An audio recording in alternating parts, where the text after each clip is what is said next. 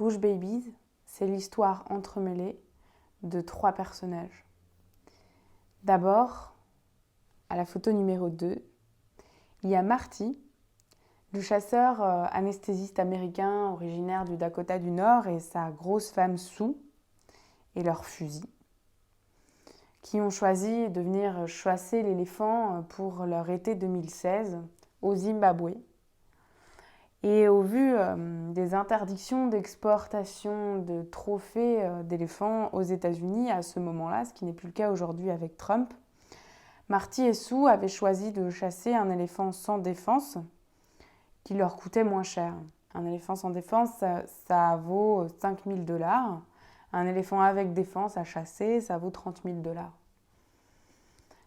Donc Marty et Sue vont suivre Buzz Charlton et son équipe de trackers, dont Niati est le chef, à l'image numéro 9, dans la brousse du nord du Zimbabwe, à Charara, qui est une zone de safari communale. La traque est d'autant plus drôle que donc, l'éléphant sans défense est plus difficile à trouver puisqu'il y en a moins.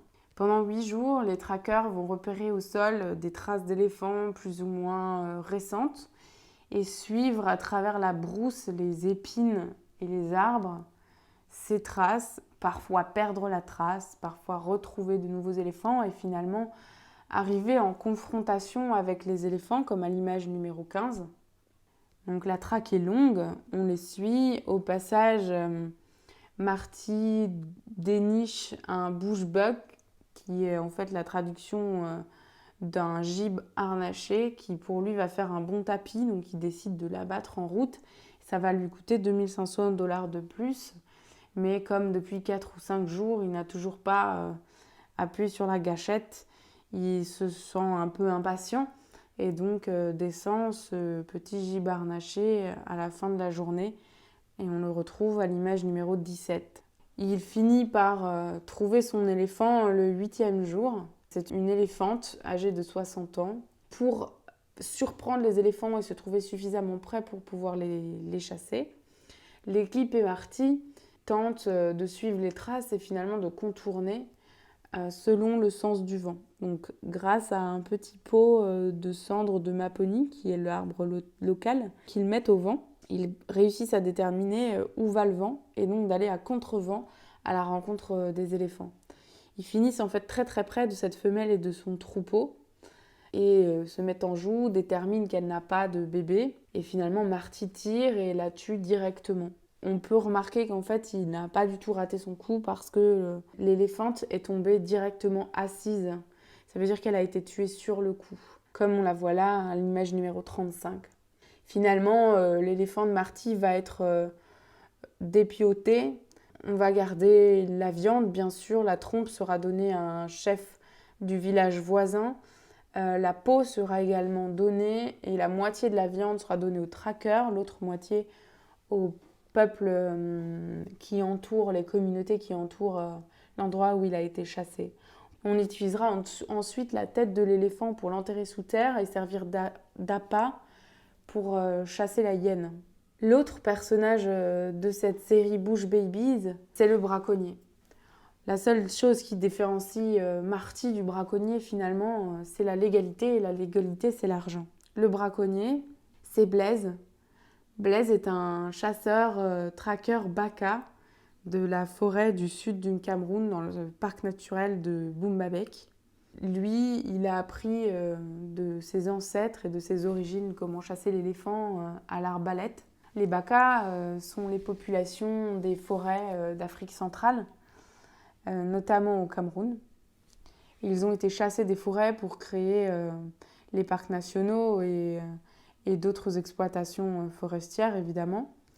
Et sont entraînés par d'autres tribus, qui sont les Bantous, à accepter des propositions de syndicats de crime organisé pour aller chasser dans les forêts, parce que ce sont les seuls à les connaître et que sans eux, personne ne rentrerait. Cette forêt du sud du Cameroun, on en voit l'entrée en tout cas à la photo numéro 10 et Blaise à la photo numéro 3. Et on va le suivre en forêt du sud Cameroun pendant son expédition à la traque. contre un sachet de whisky, ils sont capables d'aller chasser l'éléphant ou d'aller traquer le braconnier. Une fois tués, les éléphants ne sont pas laissés là, dans la forêt camerounaise. Les populations locales récupèrent la viande.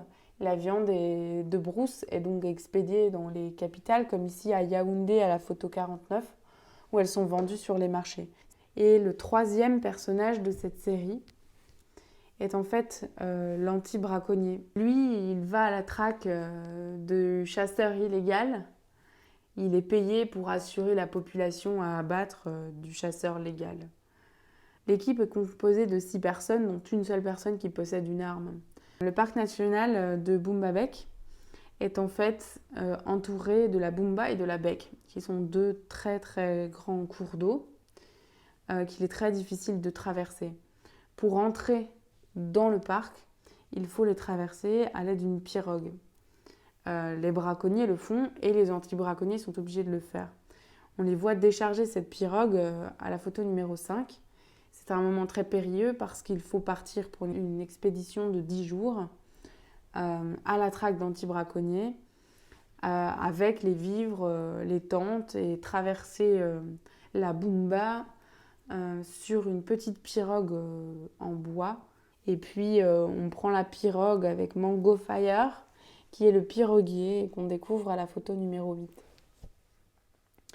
S'ensuivent plusieurs jours de traque, de repérage. On repère évidemment les traces des éléphants et on les place sur des registres le soir retournés au camp, comme on peut le remarquer à la photo numéro 19. Pour boire, comme les braconniers placent du poison dans les points d'eau, il faut s'en remettre à la technique des éléphants, comme on le voit à la photo numéro 30, c'est-à-dire creuser, creuser, creuser, creuser dans le sable à un point d'eau, parce que les rivières sont asséchées, attendre que l'eau se stabilise et la boire à ce moment-là.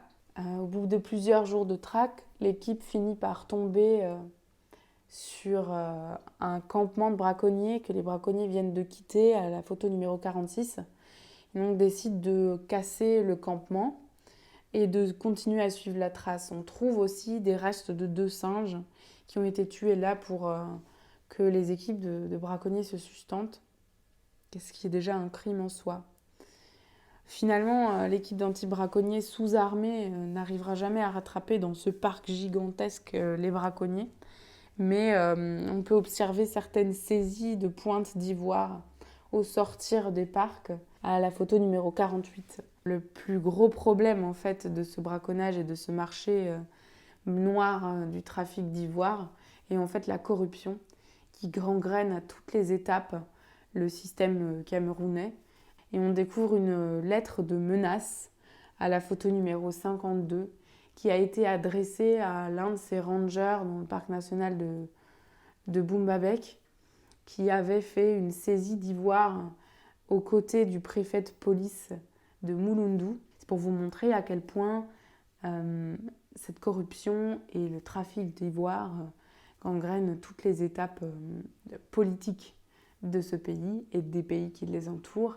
Et c'est le problème premier qui favorise ce trafic au Cameroun, au Zimbabwe et en Afrique du Sud.